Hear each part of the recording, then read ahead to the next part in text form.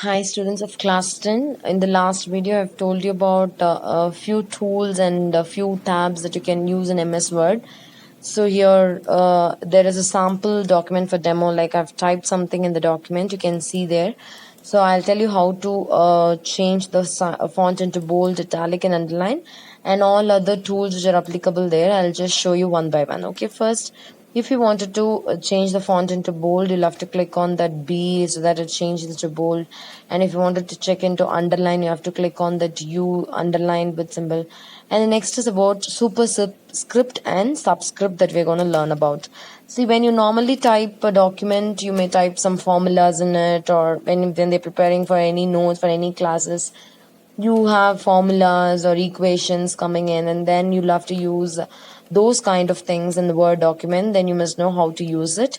So for that we have two things. One is superscript and subscript, that you can see what I'm doing there now. So first I've typed H2O with the help of this symbol with this tool here, where you have X and then 2 here. So click on that, and the next one is superscript, where you want anything raised to the power of, then you'll be clicking on that, and again you have to click that back to come back to the normal key.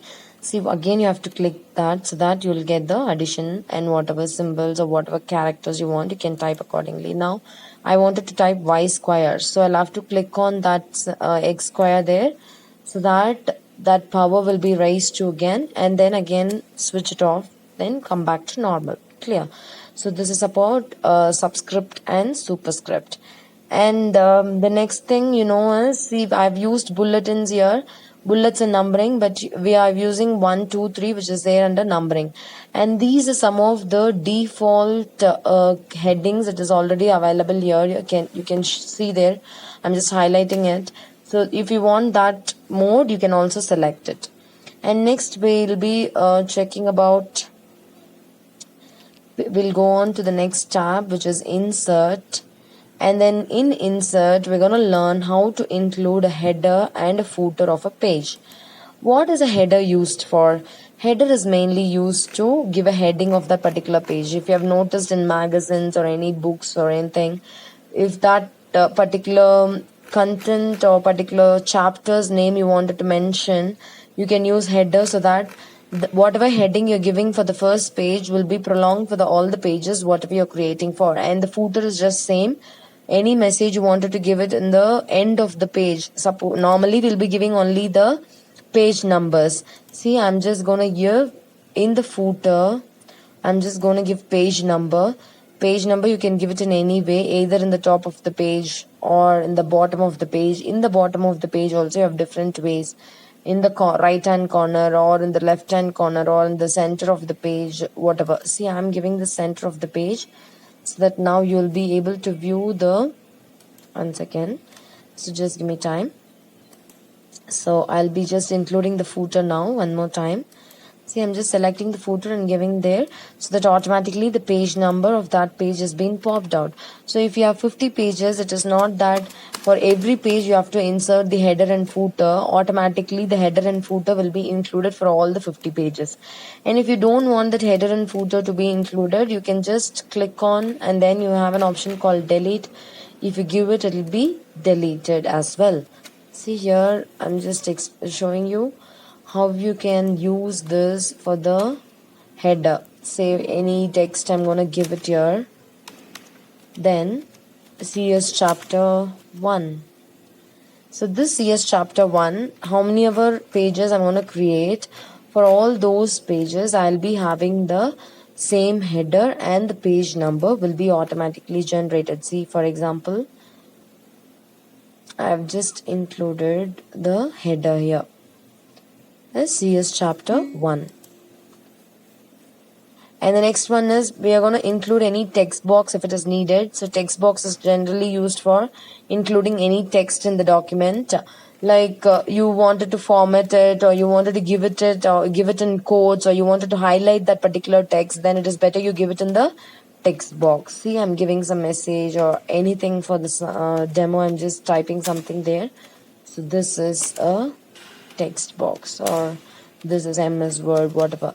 So this you can pull and drag anywhere, wherever you want, and you can just change the format of it or change the size of it, or even if you want this, you can bring it in the center of the page. Whatever you wanted to do with this text box, you can do it. Yes, so something which has been highlighted, you can also highlight it with the help of word art and clip art and all. There you have images and word art in different colors, but this text box you can have it in your own style. Yes, can you see the header and footer which has been included in the next page as well?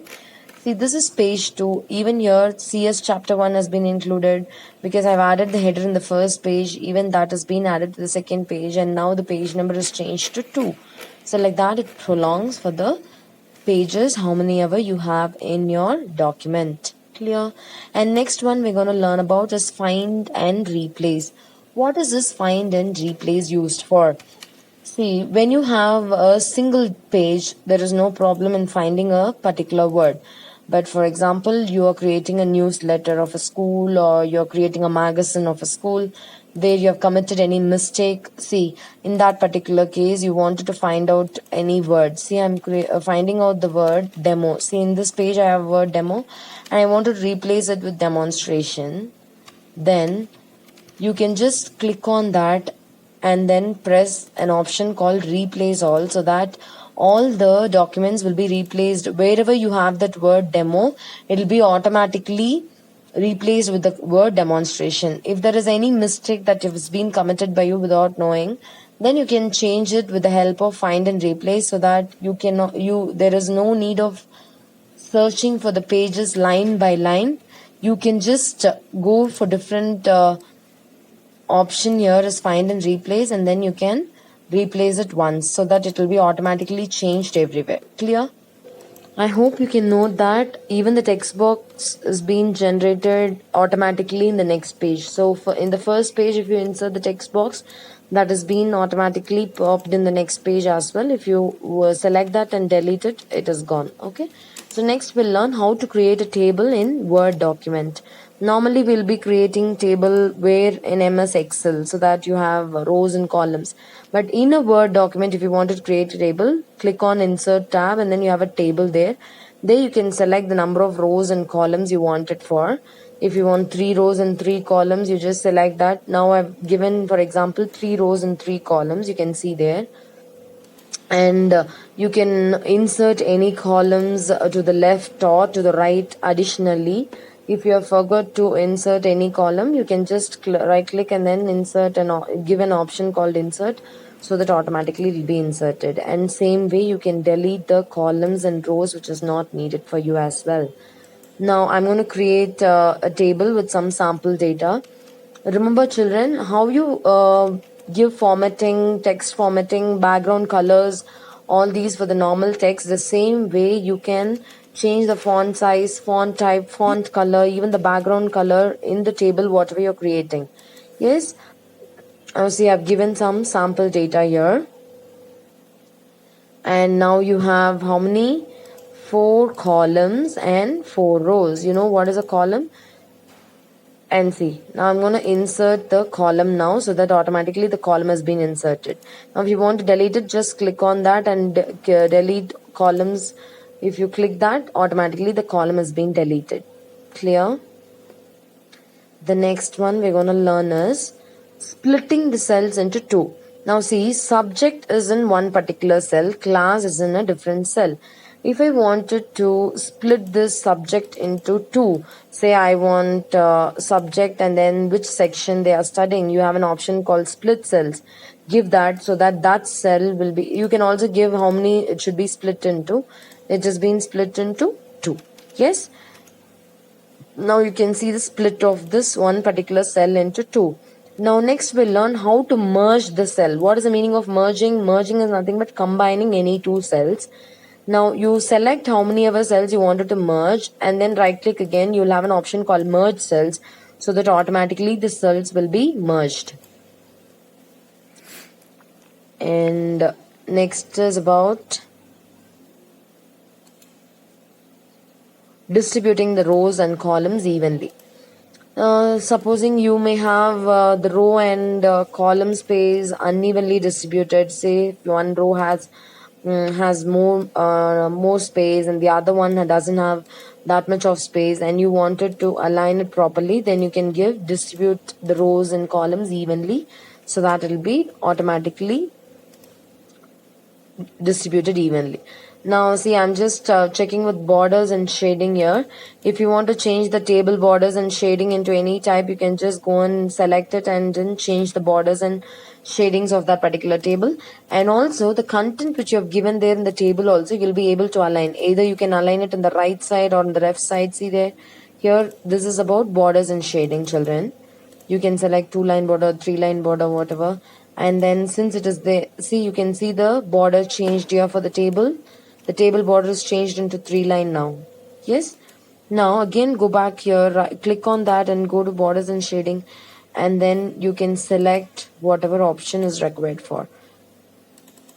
Again you select any other option here, and then you can click on OK, so that automatically it will be generated. Since I have not selected it, you're not able to see the changes what I have done. Yes. Children, from the last video and in this video we have learned few of the features that we can use in MS Word. So my assignment for you will be take a newspaper, an English newspaper, and then type any one article from that, how it is typed in the newspaper or how it is printed in the newspaper. The same way you try to type it with the help of all the features whatever we've learned in this MS Word. Okay children, I'll catch you in the next video. Bye.